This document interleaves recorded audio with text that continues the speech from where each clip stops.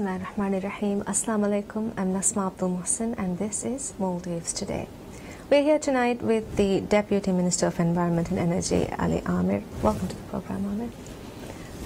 One of the ministry's success stories of 2017 was the establishment of WEMCO, the Waste Management Corporation for the Greater Mali region. How much of an impact has the program had on solving the issue of waste management the region faced? Bismillahirrahmanirrahim. Thank you for having us.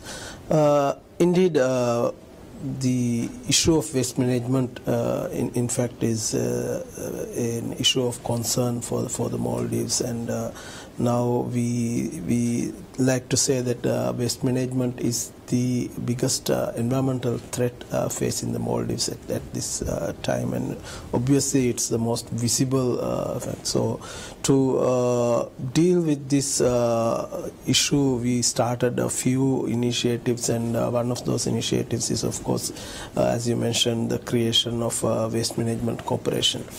In fact, Waste Management Corporation was in fact a corporation created by the government who came in 2008. But when President Yamin came to power at the end of 2013, this was just a paper company without a board, without any staff. Just the name was there. So, when we started working on waste management issue, we felt that it's really important to have a party, an organization whose main key activity is waste management. So to do that, we created,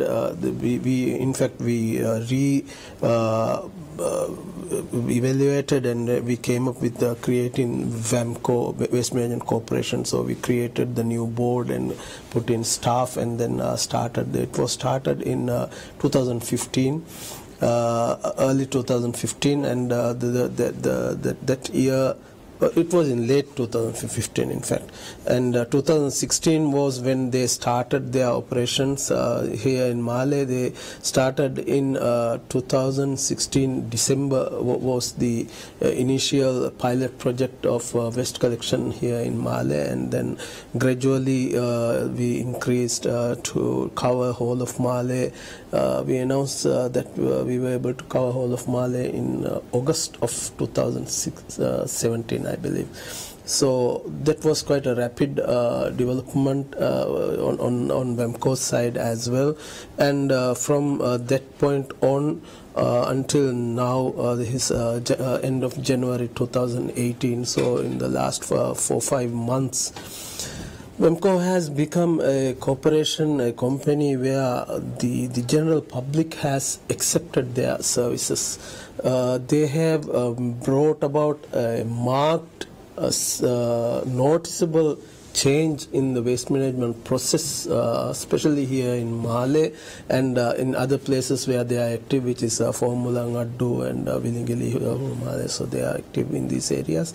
So they have brought about this noticeable change. You must have felt that those people who were carrying waste on these push bikes and waste bags hanging on both sides and spilling over to the roads, we cannot see that in Mali anymore. The streets of Mali has become a safer and a cleaner place because of what they have done. And now today you can see around 2:30, 3 o'clock, you can see the WEMCO operation start, and they start gathering waste with their uniforms with the proper trucks, and also garbage bins and all these things. So you can feel that difference, and the general public has accepted this service as a good service. Well, we have to admit that WEMCO had a rough start. However, we saw the people accept it as a company that created in addition to solution for the waste management problem that we had, we see that the company created numerous employment opportunities for a lot of unemployed in the city, in the Greater Malé region. How do you think has this indirectly improved the quality of life for? Yeah, when we talk about the rough start, in fact, it was not any issue with the preparation of WEMCO or lack of equipment or lack of people. In fact, it was an issue of public coming to take that service at that time. Like I mentioned, we started in December of 2016 and expanded the whole service to all of Malé around July, August. Even then we had very few numbers who willingly registered. So the ministry along with WEMCO had to in fact coerce the public into accepting. In that we announced that we are going to take steps to stop illegal transportation of waste, and we in fact created a few deadlines, and it was at the last instance when we told the public that we are not going to extend this deadline, that people really felt okay, something is going to happen. And then we had we had so if we can think of numbers like around end of August we have around 1,300. By end of September we have over 16,000. So that rapid and sudden increase in numbers was what created that slight hiccup in the service provision. But that has been long since handled, and of course WEMCO also grew during this period. The capacity to handle complaints was improved. Their staff, even the whole the system was new. The staff were also new, so they also grew into this and learned a lot. So this has improved, and of course when we started this system, we felt that if we come out with a good amount of income for the workers, not just throwing peanuts, but if we provide a good income for workers, we always felt that there will be people who will come in and do this work.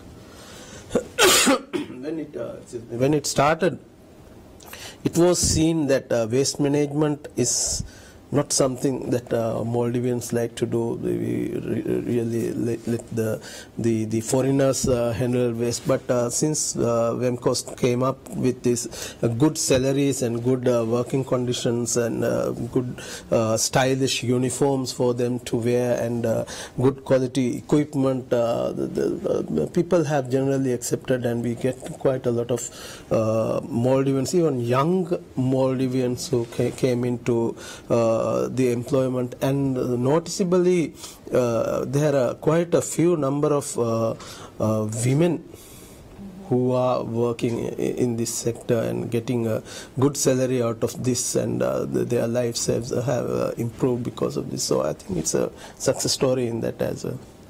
You recently announced a new service, special service for the disposal of large items, call and pickup services. Could you shed more light on this, please? When we started the process, maybe many of our viewers will remember, even you might remember, a few years back, around the start of Ramadan, we saw a lot of garbage being thrown onto the streets of Malé. So that was before WEMCO even came into being. So we did a bit of research, and we came to know that this was one of the reasons for this was the pickup services in Malé were charging very high fees to take waste to the waste dump. So we came up with the idea to create a call and pickup service in WEMCO where a standard fee will be charged for per pickup load of waste. So this was started in 2017. And it was a good service, people accepted this, but our experience during this time showed that even though that this call and pickup service, the CAP service as we call it, is excuse me, is there are people who needed to throw away small quantities of waste, like if you install an air conditioning system in your home, or if you change one of your chairs or a sofa or seat, something like that, you would need to throw away your existing system, or you need to throw away the box the unit came in. But to do that, if the charge is around 200, 300, 400, 500 rupiah, people were facing that difficulty. So we felt that still needs to be enhanced. So we requested WEMCO to come up with a solution where those people who need to throw away small things, not a pickup full, not a full load, but small 1 unit, 2 unit, few numbers, they need to be given a proper solution. So now WEMCO has come up with this service we called CAPS Lite. So CAPS Lite will take a small box or a small chair or one piece of throwaway, a charge of 25 rupiah per unit. This is much cheaper than even a pickup trip, which costs about 45-50 rupiah. And a larger one will be 50, and then the biggest ones will cost 75 rupiah. So this service is, WEMCO is going to start this service 1st of February. So we are making plans for this. We believe this will also bring a solution to those people who find it difficult to throw away these simple things, like if your TV burns out and if you want to throw out, you don't really want to pay 500 rupiah to a pickup to take it to the garbage. So once WEMCO can do this for 25 rupiah, then I think it's quite a reasonable, in fact a very reasonable price and a good service. Well, we've seen a lot of success in waste disposal services because of WEMCO, and but then we have to agree that what we see from outside is a waste disposal system, and rather than a waste management system in the Greater Mali region, at least. First of all, is waste management in that sense going on behind the scenes? Is it what we are not seeing? It's a very good question. In fact, plans are underway.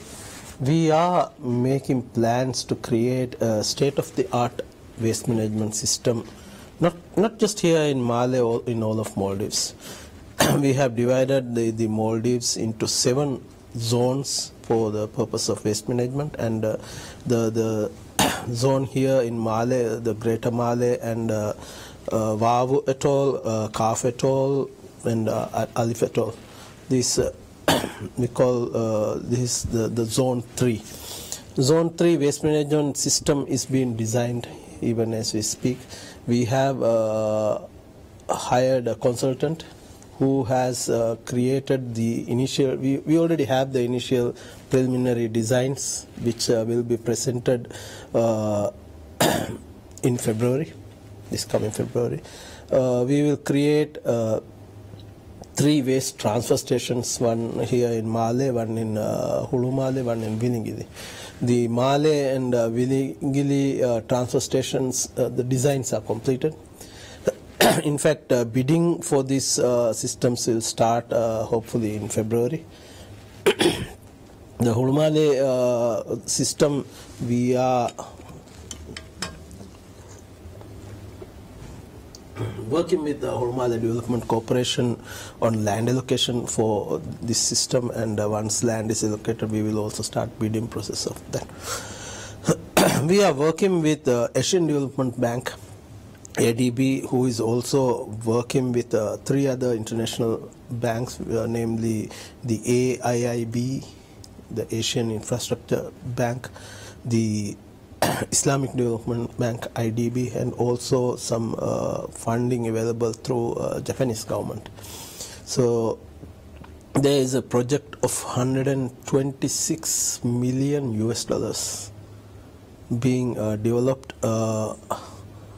We are trying to get, ADB is trying to put this forward to their board, which will sit in June of this year.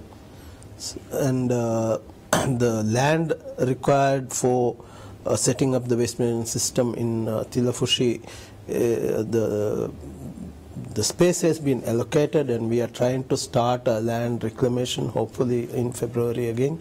So by around mid-year we will have 15 hectares of new land available for this project. This project will include building 400 tons per day waste incineration system in Tilafushi, and there will be 8 megawatts of electricity provided, created through the waste burning process. So 8 megawatts will be connected to the main grid. In addition, a recycle center will be created, and collection systems from the islands of this zone will also be created. So in fact a lot is happening, and hopefully things will start coming to light once ADB makes its board decision in June. However, ADB's requirements are some things needs to be done prior to their board sitting. Hence we are planning to start the bidding process of the transfer stations, and we are also working in addition to that we are working to try and stop the open burning happening in Tilafushi even right now. We have through government's own budget we have installed 20 tons capacity incineration in Tilafushi. The machinery are already in Tilafushi, installation works have started, and we are hoping this will go online in February as well. So we will start 20 tons of waste incineration, and we have also purchased a baling system. The excess waste will be baled and then wrapped in plastic, so that it will remain until we can create a proper incineration system. Hence there will be no requirement, no need for open burning, and the burning process already happening in Tilafushi will be stopped. We have the project I mentioned includes stopping this burning and also remediating the existing waste dump. So the huge project is underway. I do realize that even though we talk about it, nothing has come to light as of, nothing has happened on the ground as of yet. But hopefully this year things will start happening, and you will start seeing things growing in this area. So by end of around 2020 we will have state-of-the-art, fully functional waste management system here in Zone 2. And we are also working with other funding agencies in other areas as well. In Zone 1, which is Halif, Hadal and Shaviani, we are working with IRENA and Abu Dhabi Fund on a system where we will create a waste management system for the 44 islands of that zone, and we will have a regional system as well. Zone 2 is Noon, Raba and Laviani. We already have created that regional system in Ravandu, and this is being the test runs are happening even right now. We are trying to officially start this hopefully again middle of this year. Zone 4 and 5 is Mimu, Faf, Dal, Ta and Lam. World Bank has, in fact last year the World Bank assigned a project of $17.5 million US. Works has started this year. We are going to, in fact we are planning to have the launching on 6th of February. 6th of February we will have a official launching in Dal Kuduhuadu, and we will have a seminar, and things will start moving from then. Studies are underway in that as well. In Zone 6 and 7, which is Huadu, Formulang and Addu, we have funding available from IRENA. to create a waste management waste to energy system. So we already have the designs are done. We have sent the designs to the funding agency to get their go-ahead, and hopefully we will get that again hopefully within the next couple of weeks. So that will come out on bid as well. So that is a 40 ton per day waste management incinerator in Addu Hitadu, and which will also be coupled with 2 megawatt power generation capacity, which will again be connected to the Addu grid as well. So this system will include Addu, Formulang, and all the islands of Vanuatu. So a lot is being done in the area of waste management. Well, you have painted a very beautiful and ambitious picture of how waste management is going to go in the country, and we hope we hope the best of luck for WEMCO in completing these tasks. Thank you so much, and we do need that luck. So hopefully, yeah. Well, thank you for sparing time from your busy schedule to be with us. Thank you so much for the invitation, and we'll always be ready to come and discuss this. Thank you. I'm Nasma Abdul Hussain signing off, hoping to meet you again to discuss yet another issue of national importance. Thank you for watching. Have a pleasant night.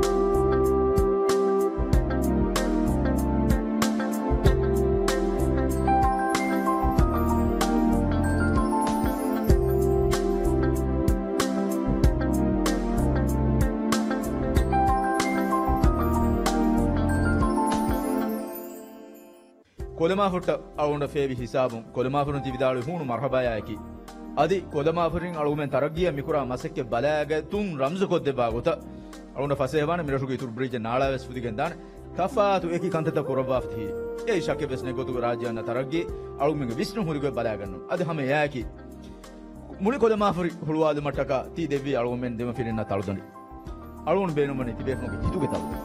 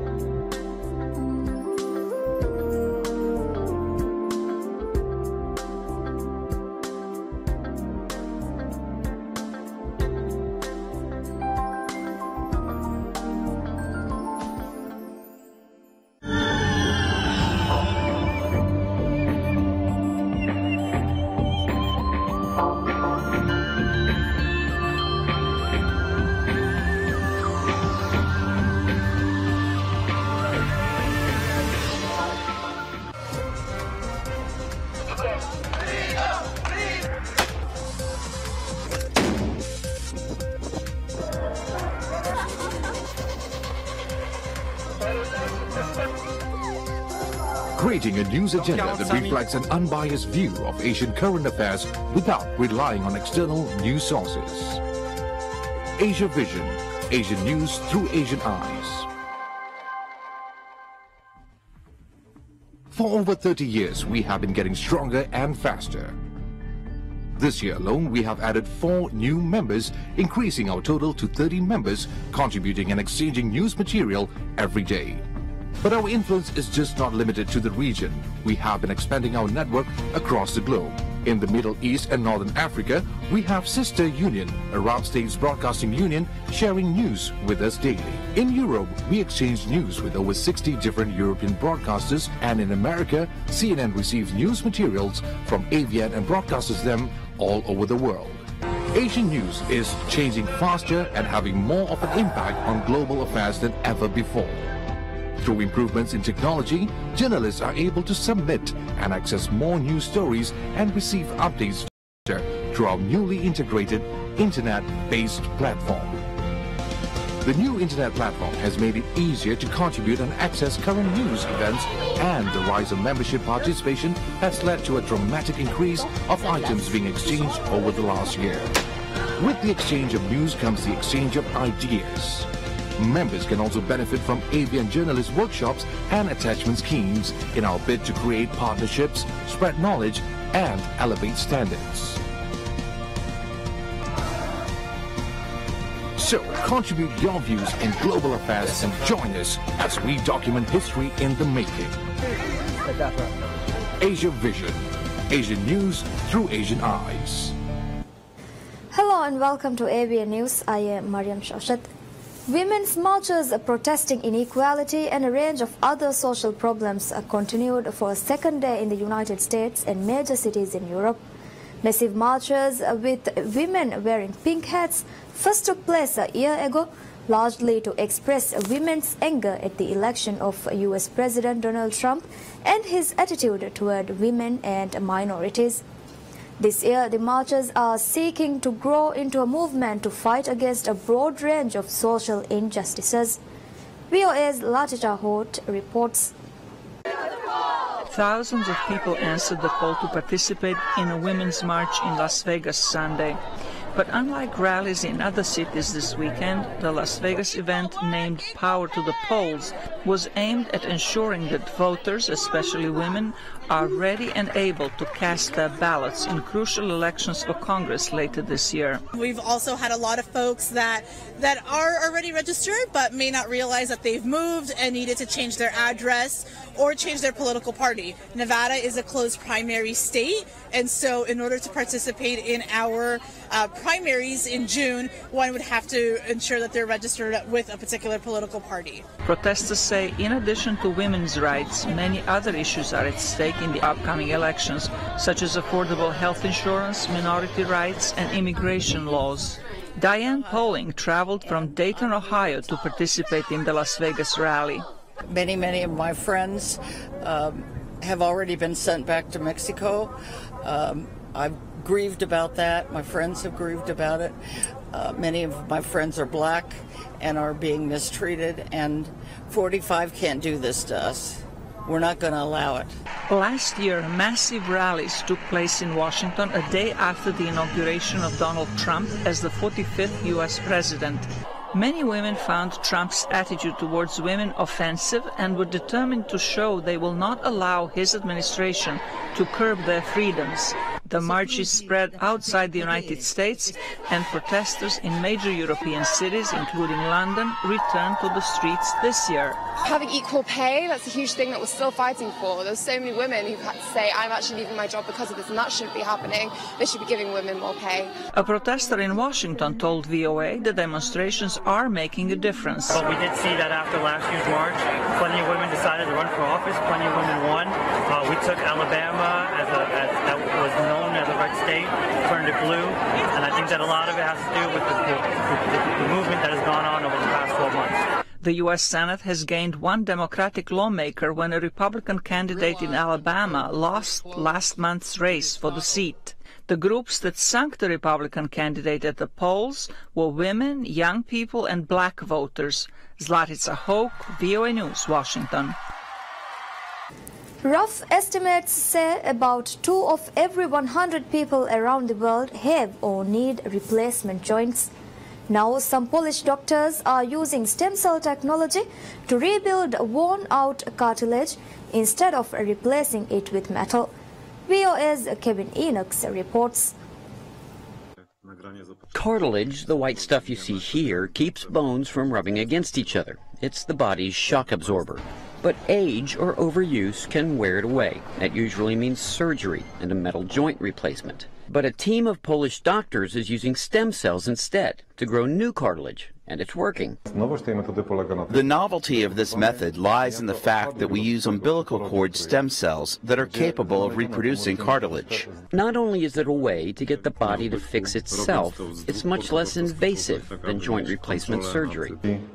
We put these cells on a so-called scaffold, a bioimplant, and this interface together with the cells are put on the cartilage defect in the knee or ankle joint. It's not a perfect fix, but people who have had the surgery say it works. 2 months have passed since then. At the moment, the leg is so effective that I can walk without crutches in the room. I still use crutches to go up the stairs. The stem cell replacement therapy is in its early stages, and it could one day completely replace the need for metal joints.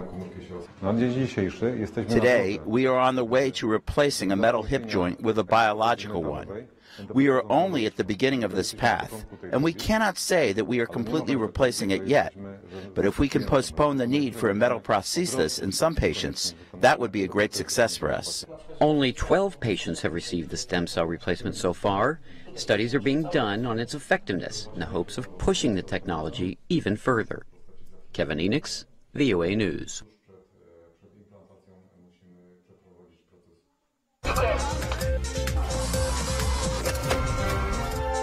Asia Vision, Asian news through Asian eyes. According to a global authority on endangered wildlife, nearly 1/3 of more than 85,000 animal species are in danger of extinction, among them African zebras and rhinos. Scientists and volunteer activists are increasingly using technology not only to keep them alive, but also to support procreation. VOA's George Putic reports. The last living male northern white rhino in the world, named Sudan, enjoys 24-hour military protection in this wildlife conservancy camp in central Kenya. His weak hind legs prevent him from breeding naturally with one of the last 2 female white rhinos. Scientists would like to try artificial insemination, but the procedure is complex, dangerous and costly. To raise money, the Conservancy created an online app asking for donations. Elodie Sampere leads the fundraising campaign. In terms of the money raised, we were aiming to raise about $1 million, and we raised about $85,000, which was a bit disappointing. We were really hoping to raise more money than that. If they do, conservationists hope they will eventually raise 10 calves, creating a herd that can bring the species back from the edge of extinction. Another group in Kenya is trying to catalog all Grevy's zebras living in an area of about 200 square kilometers. Head of Research and Monitoring at Liwa Conservancy, David Kimiti, says the process starts with volunteer photographers taking photos of zebras, which are then fed into a computer. It's a computational system that matches images from wildlife images for any wildlife that is striped, spotted or patterned in any other way, and it uses algorithms and grid-based image assessments to identify whether images are from the same animal. The software creates an identity card for each animal and over time can show whether their number increases or decreases. It can also be used for cataloging other animals with unique patterns, such as giraffes that are also on the list of endangered species. George Putic, VOA News. Those 2-dimensional billboards that dot the landscape of many cities around the world may soon be replaced with 3D holograms. Companies working on this technology say it will revolutionize the way businesses and brands talk to potential customers. VOA's Elizabeth Lee got a glimpse of advertising's future at the recent Consumer Electronics Show in Las Vegas. These bright, slightly hypnotic holograms are drawing large crowds. If you haven't seen it yet, A 3D display may soon come to a store near you. It's already replacing billboards, LED screens, LCD screens, because there hasn't been any revolution in displaying industry for decades. A blade that emits light creates these holograms. Multiple blades can be synchronized for larger holograms. As soon as this piece of hardware spins, you stop seeing the hardware and you start seeing a hologram. And the piece of hardware spins fast enough so the human eye does not see any rotation and it sees the amazing holographic image. With offices in London and Belarus, Kino Mo is not the only company with this programmable fan-like device. With a presence in the US and China, Holograph is another company developing this technology. In the not-so-distant future, on every street corner, there will be these types of ad displays, just like in a science fiction movie. The applications for these 3D holograms include shopping centers, train stations, and restaurants. For franchises, such as fast food restaurants that want these displays in more than one location, they have the capability to manage multiple devices around the world from a central location. The cost of a blade, anywhere from around $1,000 to just over $3,000, depending on the manufacturer. And for the outdoors, we can make it to be waterproof, windproof, and work under all kinds of extreme environmental conditions. So two-dimensional billboards like these may soon be replaced by these 3D holograms. Elizabeth Lee, VOA News, Las Vegas.